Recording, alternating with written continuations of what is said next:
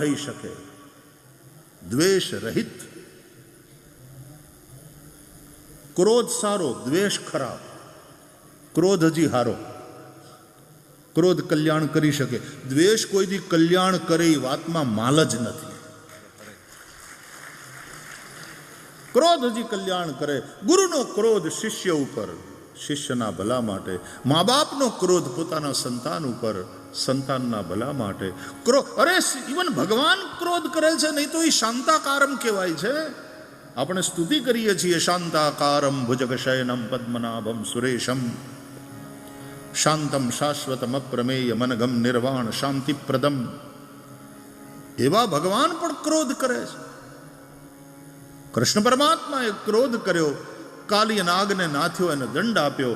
તો કાલી નાગની પત્નીઓ ભાગવતમાં ભગવાનની સ્તુતિ કરે છે અને ત્યારે કહે છે, ક્રોધોપિતે અનુગ્રહમેવ સંમતઃ.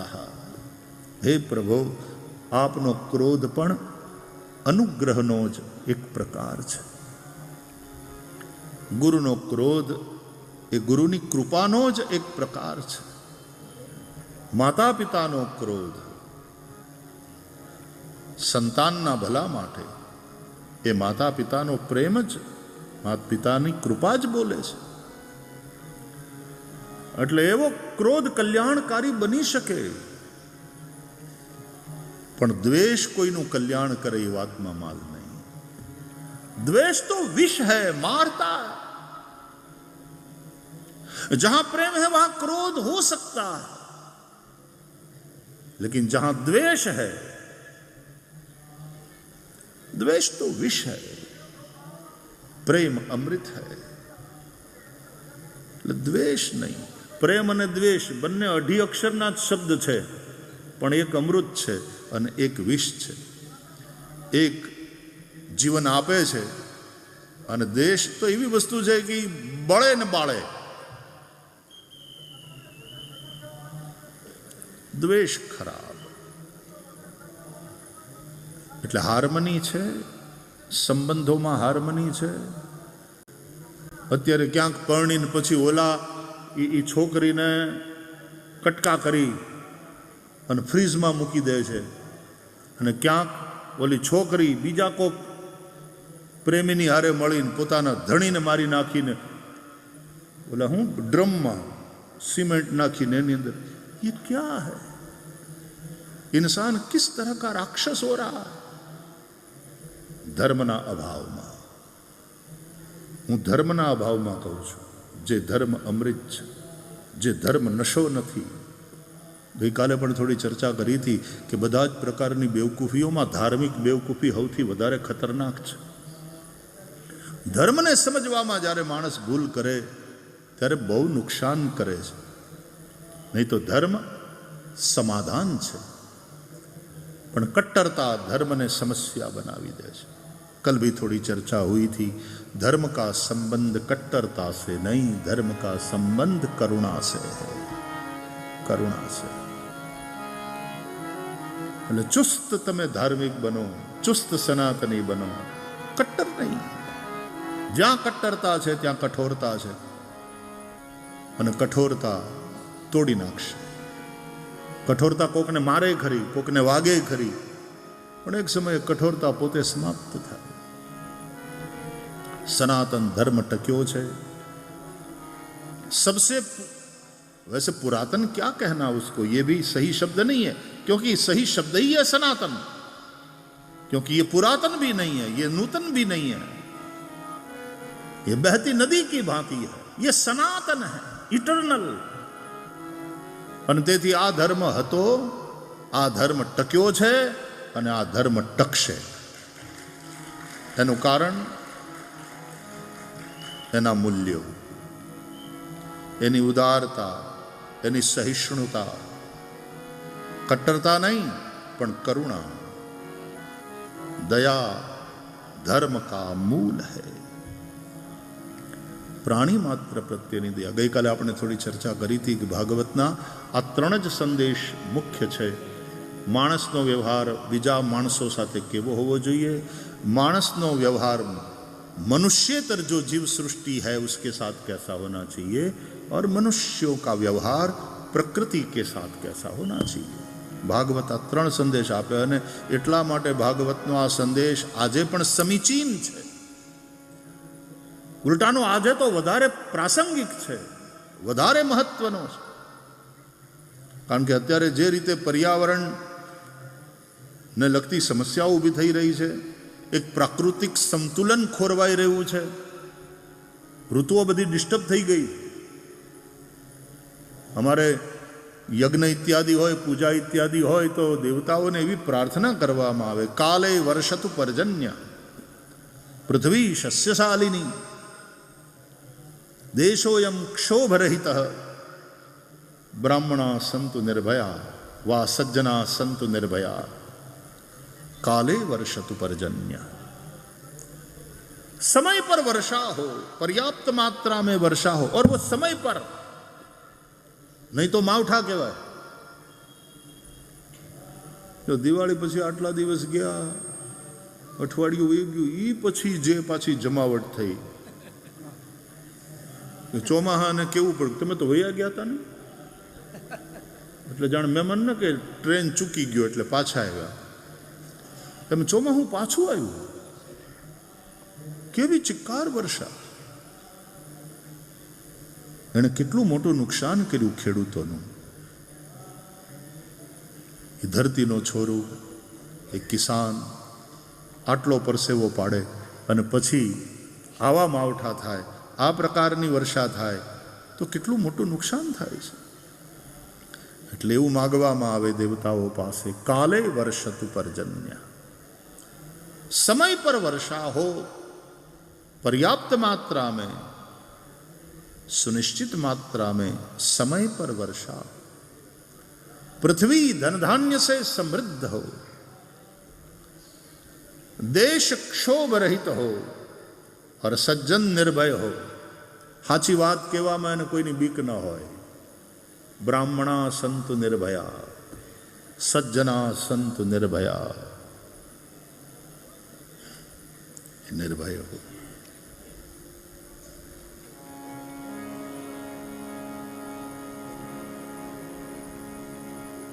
પૃથ્વીનું ચક્ર ખોરવાઈ જાય એટલે સમાજની સંવાદિતા, વ્યક્તિના પોતાના વૈયક્તિક જીવનમાં સંવાદિતા, એના પારિવારિક જીવનમાં સંવાદિતા, એના સામાજિક જીવનમાં સંવાદિતા, સંસદ અને ધારાસભાઓમાં સંવાદિતા સાથે કામ ચાલે. દેશની ઉન્નતિ માટે વિરોધ પક્ષ વિરોધ કરે, જરૂર વિરોધ કરે, એમાં દ્વેષ ન હોવો જોઈએ. કોઈને કોઈ સત્તાધારીઓને વિરોધ પક્ષના લોકો માટે, વિરોધ પક્ષના લોકોને સત્તાધારીઓ માટે દ્વેષ ન હોવો જોઈએ. વિરોધ કરી શકાય અને એનું નામ જ વિરોધ પક્ષ છે. જનાદેશ મળ્યો છે અને એ પાર્ટીમાં વિરોધ પક્ષમાં બેસવાનો. એટલે વિરોધ એટલે અમારો ધર્મ છે વિરોધ. એક જગ્યાએ બહુ સારો માણસ વયો ગયો, પછી એની શોક સભા મળી, પ્રાર્થના સભા, અને બધાએ શોક ઠરાવ પાસ કર્યો ને વાંચ્યો કે ભાઈ આપણે શોક ઠરાવ પાસ. તો એક જણો કે એમાં મારો વિરોધ છે. એ હવે ઓલો ગુજરી ગયો, હવે તો કેડો મૂક તું, હવે તો કેડો મૂક, ઓલો ગુજરી ગયો, એનો શોક ઠરાવ તો કે એમાં મારો વિરોધ છે. ઘણાને વિરોધ જ કરવો, જિંદગી આખી વિરોધ કરવામાં જાય. એ પોતે પોતાનો વિરોધ કરતો હોય. આમ વિરોધનો અર્થ છે કંઈક ખોટું થતું હોય ત્યારે વિરોધ કરવો, કોઈ ખોટી દિશામાં જતું. હા, દરેક પાર્ટીની પોતાની એક વિચારધારા હોય છે અને તેથી વિચારધારાથી વિરુદ્ધની કોઈ વાત થાય એટલે વિરોધ કરે, સ્વાભાવિક છે. પણ દ્વેષ નહીં, એક સંવાદિતા. વિરોધ પણ સંવાદિતા પૂર્ણ હોય. પતિ પત્નીની વચ્ચે લડાઈ થાય પણ એ લડાઈ કેવી પ્રેમપૂર્ણ હોય છે. રામ અને સીતા બાંધ્યા, બોલો, પતિ પત્નીની વચ્ચે લડાઈ થઈ. આપણે ત્યાં તો એના માટેના લોકગીતો બન્યા છે. જય શ્રી કૃષ્ણ. રામ સીતા બાંધ્યા, પણ એમાંય એ લડાઈ, એ ઝઘડાના ગીતો રચાયા, એની અંદર પણ કેટલા પ્રેમની સંવાદિતા બોલે છે. લવિંગ કેરે લાકડીએ રામે સીતાને માર્યા જો. મરાય? પતિએ મરાય? પત્ની ઉપર હાથ ઉપાડાય? અને હવે અટાણના ટાઈમમાં ઉપાડી તો જોવે, પોલીસ ઉપાડી જાય, ઓલી ફોન કરે તો. સંવાદિતા ખોવાણી. અને આ ગીતમાં છે કે લવિંગ કેરી લાકડીએ રામે સીતાને માર્યા જો, અને ફૂલ કેરે દડુલીએ સીતાએ વેર વાળ્યા જો. હા, પંક્તિઓ જુઓ તમે કે લવિંગ કેરી લાકડીએ રામે સીતાને માર્યા લાકડીએથી. કઈ લાકડી? લવિંગની. લવિંગ કેવડું, વાત કેવી. લવિંગ કેરી લાકડીએ રામે સીતાને માર્યા જો, અને ફૂલ કેરે દડુલીએ સીતાએ વેર વાળ્યા જો. ફૂલ કેરે દડુલીએ.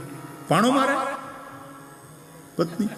બોલો, કાપી નાખીને ડ્રમમાં નાખી દે ને ઉપર સિમેન્ટ નાખી દે. આ નારી શક્તિ થોડી, આ તો રાક્ષસી છે. ક્યારેક પુરુષ રાક્ષસ બને છે, ક્યારેક સ્ત્રી રાક્ષસ. આમાં કોઈ સેક્સ ડિસ્ક્રિમિનેશન છે જ નહીં, જેન્ડર ડિસ્ક્રિમિનેશન એમાં છે જ નહીં. સ્ત્રી હોય કે પુરુષ, દરેકની અંદર આસુરી વૃત્તિનો પ્રવેશ થાય. તેથી રામાયણમાં ખાલી રાવણની વાત નથી, એમાં શૂર્પણખાની પણ વાત છે. ભાગવતમાં ખાલી કંસની વાત કે અઘાસુર કે બકાસુરની વાત નથી, પૂતનાની વાત પહેલા આવે છે. એટલે એમાં સ્ત્રી હોય કે પુરુષ, અંદર જ્યારે આસુરી વૃત્તિ પેદા થાય અને પછી જે કામ કરે, જે પછી ઉપદ્રવ કરે, એવાને સમાપ્ત કરવા જ પડે. તો વૈયક્તિક જીવનમાં સંવાદિતા, પારિવારિક જીવનમાં સંવાદિતા, સામાજિક જીવનમાં સંવાદિતા. જ્ઞાતિઓ એટલી લડે. જ્ઞાતિના તો મને તો ઘણા બહેનોને મેં એમ કહેતા સાંભળ્યા છે, જ્યારથી આ જ્ઞાતિના સંસ્થામાં જોડાયા ને ત્યારથી કોઈ દી ધરાઈને ધાન ખાધું નથી નિરાતે. ઘરના જ ધાન ખાવાના, પણ કોઈ દી નિરાતે જમ્યા નથી. આખો દિવસ ઝઘડાની જ વાલતી હોય, ફોનમાં તો એ જ બધા ઝઘડાની, ઓલાએ આમ કર્યું, આપણે એને પાડી દેવાનો, આનો વિરોધ કરવો. એ હું કામ પણ હખણા રહ્યો ને. મુંબઈની અંદર ગુજરાતી નાટ્ય ભૂમિની દુનિયામાં એક નાટક ચાલ્યું ઘણા બધા વખત સુધી. આમ તો ઓલું ગીતે નહોતું, જોડે રેજો રાજ. ફિલ્મે આવી હતી એવી, લગભગ ફિલ્મ હતી આ ટાઇટલ ગુજરાતીમાં, જોડે રેજો રાજ. કે ગીત હતું? શું હતું?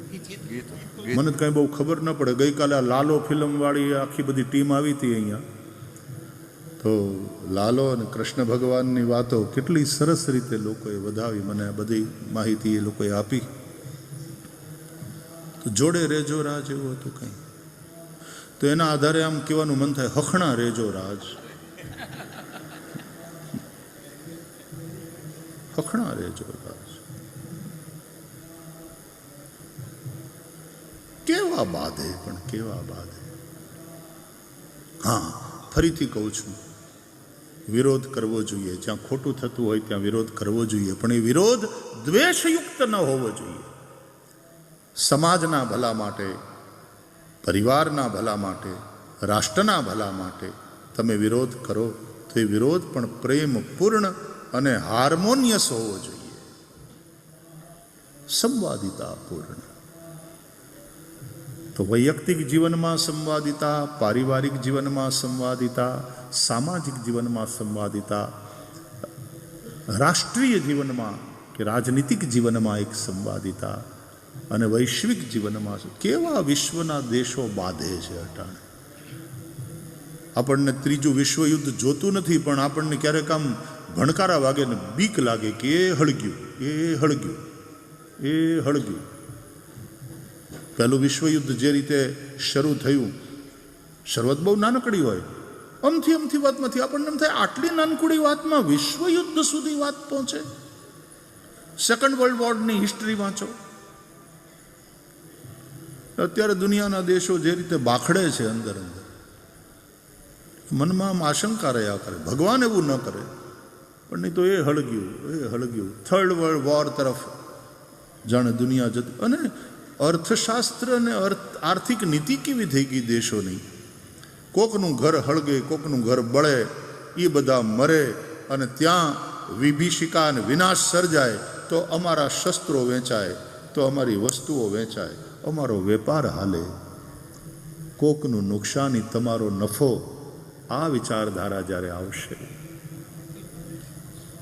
આને જ કહેવાય ધર્મની ગ્લાની. યદા યદા હિ ધર્મસ્ય ગ્લાનિર્ભવતી ભારત. જ્યારે સનાતન હિન્દુ ધર્મ એક જીવનશૈલીનું નામ છે, એક સ્વસ્થ જીવનશૈલી, એક સંવાદિતાપૂર્ણ જીવનશૈલી, તો પ્રકૃતિની સાથે પણ કેવી રીતે સંવાદિતા સાધવી.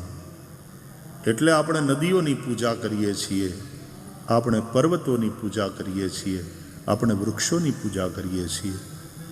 પૂજા તો કરીએ છીએ, પણ એનો અંદરનો જે આત્મા છે ને એ મરી ગયો અટાણે. આમ આપણે નદીઓની પૂજા કરીએ, આમ આપણે જમનાજીને ચૂંદડી મનોરથ કરીએ, પણ જમનાજીની અંદર અત્યારે જે ગંદકી ઠલવાય છે, મોટી મોટી ફેક્ટરીઓ પોતાની બધી જ ગંદકી સમીપવર્તી નદીમાં વહાવે, આ હાર્મની તૂટે છે. ત્યારે ક્યાંક ને ક્યાંક આપણે ભલે ફેક્ટરીમાં હનુમાનજીનું મંદિર રાખ્યું હોય કે રાધા કૃષ્ણનું મંદિર રાખ્યું હોય, પણ આપણે કરીએ છીએ અધર્મ, બેઈમાની, ભેળસેળ. ઘણા ભેળસેળિયા તેલ વેચે, લોકોને માંદા પાડે અને પાછા હોસ્પિટલમાં દાન આપે. બોલો, ધર્માદા હોસ્પિટલમાં પોતાના નામનો વોર્ડ ખોલાવે. એ પહેલાં ભેળસેળ બંધ કર, લોકોને મારવાનું બંધ કર, માંદા પાડવાનું બંધ કર. ક્યાં દંભ મજબૂત હોતા જા રહા. પાણી હાથ ગણે ગાળીને પીવે અને લોહી ઉભે ગળે પીવે, ગરીબોનું લોહી ઉભે ગળે પીવે. ઘણા એટલા બધા ધાર્મિકો લહણ કાંદા ન ખાય, પણ લાંચ ખાય, જાણે સાત્વિક આહાર હોય એમ. દંભ હૈ. એટલે ધર્મ શબ્દ આપણે ત્યાં બહુ વિશાળ અર્થમાં છે. ધર્મ શબ્દનો એક અર્થ કર્તવ્ય એવો પણ થાય છે. કર્તવ્ય, મારું કર્તવ્ય મારા પરિવાર પ્રત્યે, મારું કર્તવ્ય મારા સમાજ પ્રત્યે, મારું કર્તવ્ય મારા રાષ્ટ્ર પ્રત્યે, મારું કર્તવ્ય માનવતા પ્રત્યે, મારું કર્તવ્ય પ્રકૃતિ માતા પ્રત્યે. કર્તવ્ય કર્તવ્ય આ કર્તવ્યનું પાલન, એનું નામ ધર્મ. અને કર્તવ્યનું પાલન તો ન કરે, ઉલટાનું નુકસાન કરે, કૃતજ્ઞ ન બને, બડા પાપ હૈ. આ કૃતજ્ઞતા બહુ મોટું પાપ છે. ઈશ્વરે આપણને માનવ જન્મ આપ્યો, મહામૂલો છે. રામચરિત માનસમાં ગોસ્વામી તુલસીદાસજી લખે છે, એવો માનવ દેહ આપણને મળ્યો છે.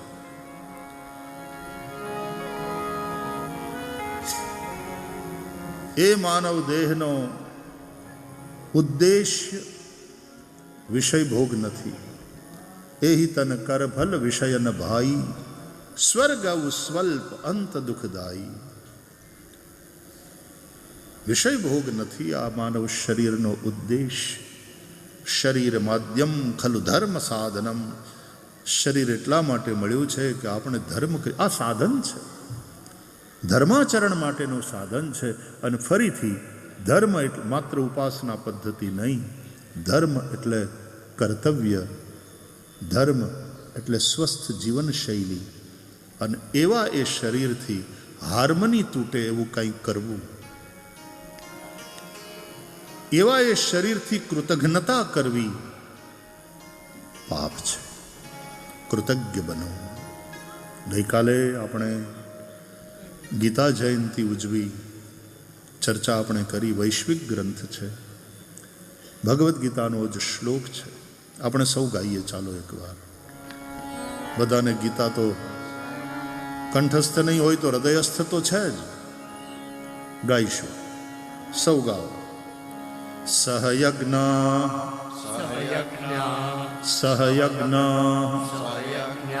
પ્રજા સૃષ્ટ્વા પુરોવાચ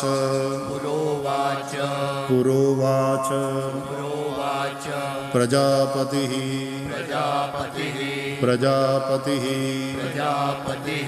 અનેન પ્રસવિષ્યધ્વમ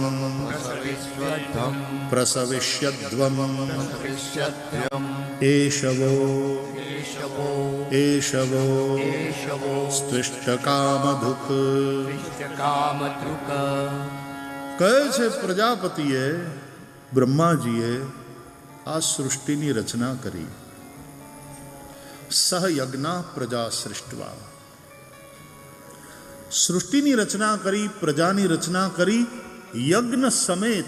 સહયજ્ઞ, યજ્ઞ સમેત પ્રજાને ઉત્પન્ન કરી પ્રજાપતિ બ્રહ્માએ, જે આ સૃષ્ટિના સ્રષ્ટા છે, ક્રિએટર. અને પછી પ્રજાને કહ્યું કે અનેન પ્રસવિષ્યધ્વમ એષવો સ્ત્વિષ્ટકામધુક. આ યજ્ઞ દ્વારા તમે યજન કરો. તમારું જીવન યજનમય હોવું જોઈએ. યજ્ઞેન યજ્ઞમય જંત દેવાસ્તાની ધર્માણી પ્રથમાન્યાસન્ન. તમારું જીવન યજનમય હોવું જોઈએ. યજન કરો, યજન કરો. આખું જીવન યજ્ઞમય હોય. તમારું પ્રત્યેક કર્મ યજ્ઞની ઊંચાઈને આંબે. યજ્ઞ ભાવથી કરેલા કર્મ છે એ મનુષ્યને બાંધતા નથી, મનુષ્યની ઉન્નતિ કરે. યજ્ઞ ભાવથી જે કર્મ નહીં થયું હોય એ બાંધશે. યજ્ઞાર્થાત કર્મણોન્યત્ર લોકોયમ કર્મબંધન. ભગવદ્ ગીતામાં ભગવાન સમજાવે છે. તો યજ્ઞ કરો. આ યજ્ઞ એટલે શું? ભગવાન કહે છે યજ્ઞ કરશો ને તો એષવો સ્ત્વિષ્ટકામધુક. આ યજ્ઞ તમારા માટે કામધેનુનું કામ કરશે. જેમ કામધેનુની પાસે તમે જે કામના કરો એ બધું જ તમને મળે, એમાં યજ્ઞ કામધેનુ સાબિત થશે. તમે યજ્ઞ કરો, તમે યજ્ઞમય જીવન જીવો. તમારી બધી જ કામનાઓ પૂરી થશે. આ યજ્ઞ એટલે શું? કૃતજ્ઞતા પૂર્ણ જીવન શૈલી. વાયુદેવની કૃપાથી મારા શ્વાસ ચાલે છે. प्राणवायु को मैं फेफड़ों में भरता हूं, मेरा जीवन चलता है. वायुदेव की कृपा है. ये वरुण देव जल बरसाते हैं, मैं पानी पीता हूं. ये वर्षा ही मेरे खेतों को सींचती है, तब ये धरती धन धान्य प्रदान करती है. इसलिए मैं वरुण देव का आभारी हूं, मैं कृतज्ञ हूं. मैं अग्निदेव और मैं सूर्य देव का आभारी हूं, क्योंकि सूर्य देव की कृपा से जीवन चलता है. सूर्य विश्व की आत्मा है. यदि सूर्य न रहेगा, जीव सृष्टि ही न रहेगी पृथ्वी पर. आ चंद्रमा है, एने कारणे ज धन धान्यमा पोषणनी शक्ति आवे छे. सूर्यना प्रकाशमां एनो विकास थाय छे અને ચંદ્રમાને કારણે એની અંદર પોષણની શક્તિ, ન્યુટ્રિશનલ વેલ્યુ એ ચંદ્રમાને કારણે આવે છે. એટલા માટે આપણે ત્યાં ધર્મમાં ચંદ્રમાને બધી વનસ્પતિ અને ઔષધિઓના એના દેવ કયા છે. ચંદ્રમા દેવ છે, એની કૃપાથી મારું જીવન ચાલે છે. અગ્નિ દેવ છે, સૂર્ય દેવ છે, વરુણ દેવ છે, અને આ બધા દેવોના કૃપાથી મારું જીવન ચાલે છે. તો મારે એ દેવોને દેવું જોઈએ, માત્ર એની પાસેથી લેવાય જ નહીં. देते ही देते रहते हैं वे, इसलिए वो देवता है. लेकिन जो लेते ही लेते रहते हैं वो लेवता है. और जिससे लेते हैं उसको थैंक यू भी नहीं बोलते, उसके प्रति कृतज्ञता का भाव ही नहीं है। केवल खाओ पियो मजा करो, केवल अपने ही स्वार्थ में, यही असुर है। गई काले आपने જોયું હતું કે અસુર એટલે ભૌતિકવાદી વિચારધારા અને જેની જીવન શૈલી છે, એ લોકો શોષણ કરવા ઉપર જ ધ્યાન આપતા હોય। કેમ લઈ લેવું, કેમ લઈ લેવું, ધરતી પાસેથી કેમ લઈ લેવું, કોલસા કાઢી લ્યો, ઓઇલ કાઢી લ્યો, સોનું કાઢી લ્યો, ચાંદી કાઢી લ્યો, તાંબુ કાઢી લ્યો, લઈ લેવું। ધરતીને પણ ગાય, ગોનો એક અર્થ થાય ધરતી, પૃથ્વી, ગો એટલે ગાય, ગો એટલે પૃથ્વી। એમ જેમ ગાયોનું શોષણ, એમ પૃથ્વીનું શોષણ કરવા ઉપર આપણે ઉતર્યા છીએ। આ ભોગવાદી વિચારધારા આખા વિશ્વને નુકસાન કરશે। ત્યારે આ વ્યાસપીઠો સતત સમાજને જગાડે છે, જાગો જાગો, અભી ભી સંભલ જાઓ, अभी भी संभल जाओ, अभी भी वक्त है। किस प्रकार की पृथ्वी तुम आने वाली पीढ़ी को दे करके जाने वाले हो? आने वाली पीढ़ी के लिए पृथ्वी जीने लायक रहेगी भी कि नहीं? तुम्हारी ये भोगवादी विचारधारा, ये कृतघ्नता तुम्हारी, ये राक्षसी वृत्ति, ये आसुरी वृत्ति तुम्हें भी विनाश की ओर ले जाएगी। समाज का, प्रकृति का, विश्व का बहुत बड़ा नुकसान करती है। અને એટલા માટે સતત વ્યાસપીઠો એક સંદેશ આપ્યા કરે છે। ગળા ફાડી ફાડીને બોલતા રહી, આજ 55 વર્ષ થઈ ગયા બોલતા બોલતા બોલતા। हम अपना काम करते हैं, वावी देवानो, જ્યાં ધરતી